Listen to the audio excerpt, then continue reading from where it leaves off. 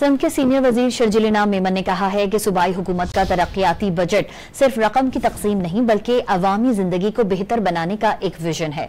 शर्जील इनाम मेमन ने कहा कि 2025-26 का तरक्याती बजट पीपल्स पार्टी की अवाम दोस्त पॉलिसीज, चेयरमैन बिलावल भुट्टो और सदर आसिफ अली जरदारी के विजन का तसलसल है। 1 ट्रिलियन रुपए से जायद का तारीख साज तरक्याती बजट पेश करके साबित कर दिया कि सिर्फ वादे नहीं करते, अमली काम पर यकीन रखते हैं। सिंध हुकूमत ने माली साल 2025-26 के लिए अवामी जरूरियात और देरीना मसाइल को मद्देनजर रखते हुए अहम तरक्याती मंसूबों को बजट का हिस्सा बनाया।